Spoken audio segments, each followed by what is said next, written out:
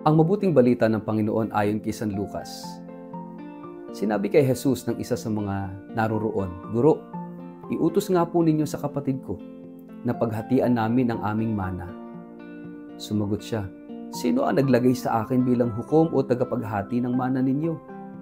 Sinabi niya sa kanilang lahat, "Mag-ingat kayo sa lahat ng uri ng kasakiman, sapagkat ang buhay ng tao ay wala sa dami ng kanyang kayamanan." Pagkatapos isinalaysay ni Jesus ang isang talinghaga. Isang mayaman ang umani ng sagana sa kanyang bukirin. Kaya't nasabi niya sa sarili, "Ano ang gagawin ko ngayon? Wala na akong paglagyan ng aking mga ani. Alam ko na, ipagigiba ko ang aking mga kamalig at magpapatayo ako ng mas malalaki. Doon ko ilalagay ang aking ani at ibang ari-arian. Pagkatapos ay sasabihin ko sa aking sarili, marami ka nang naipon para sa mahabang panahon, kaya't magpahinga ka na lamang, kumain, uminom at magpakasaya." Ngunit sinabi sa kanya ng Diyos, "Hangal, sa gabi ring ito'y babawian ka ng buhay.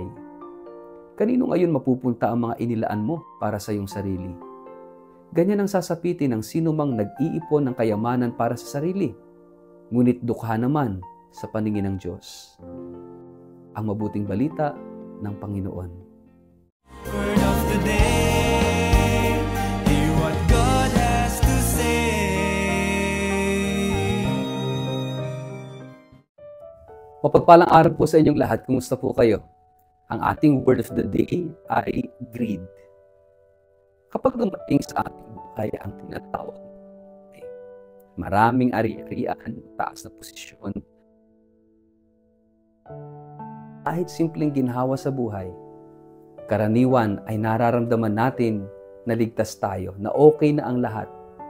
Parang may boses na nagsasabing, "Pahinga ka na, mag-enjoy ka na, kumain, uminom, magsaya." Ngunit sa Ebanghelyo ngayon, binalaan tayo ni Jesus na may isang panganib na mas mapanganib pa kaysa sa kahirapan.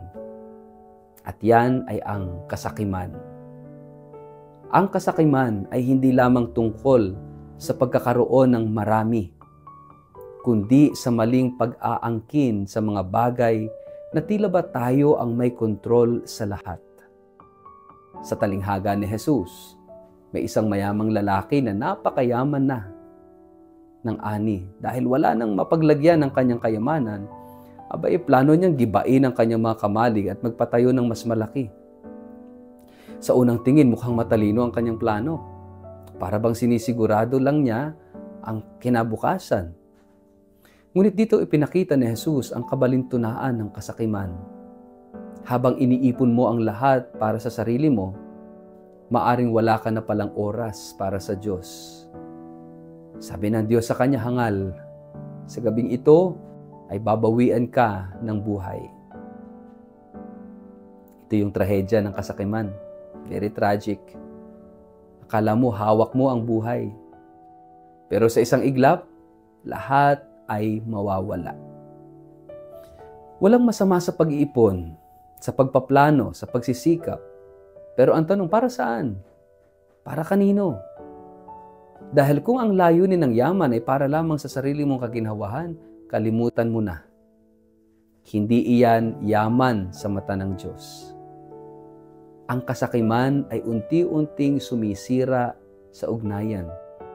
Una, sinisira nito yung ugnayan natin sa kapwa. Napapalitan ng kompetisyon ang pakikipagkapwa. Napapalitan ng inggit ang pagkakaibigan. Pangalawa, sinisira nito ang ugnayan natin sa Diyos. Kapag ang puso natin ay abalang-abala sa pag-iipon ng makamundong bagay, wala nang espasyo para sa Diyos.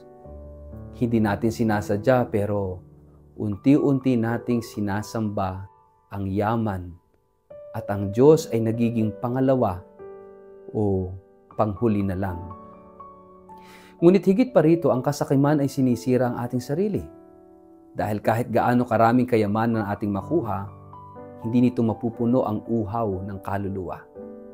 Wala kang mapupulot na kapayapaan sa loob ng mga mamamahaling bahay kung ang puso mo ay walang direksyon. Walang tunay na kaligayahan sa dami ng kagamitan, ng mga sasakyan, properties, kung ang puso mo ay laging nag-aalala kung sapat pa ba ito. Sa kasakiman, lumalalim ang takot na mawalan, kaya mas pinipiling mag-imbak kaysa magbigay. Ngunit ang taong marunong magbigay ay siyang tunay na masaya at malaya. Sa gitna ng talinghagang ito, inaanyayahan tayo ni Jesus na suriin ang ating puso. Sa anong mga bagay tayo masyadong nakakapit? Ano ang mga kamalig na pinupuno natin? Mga plano, ari-arian, koneksyon, titulo. At kung hihintuin kaya ng Diyos ang ating buhay ngayon, ano ang laman ng ating kamalig? Puro para sa sarili? O may bahagi pa para sa iba? Para sa Kanya?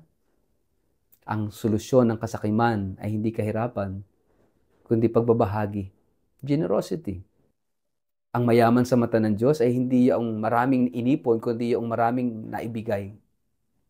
Ang puso na marunong magbahagi ay puso na malaya.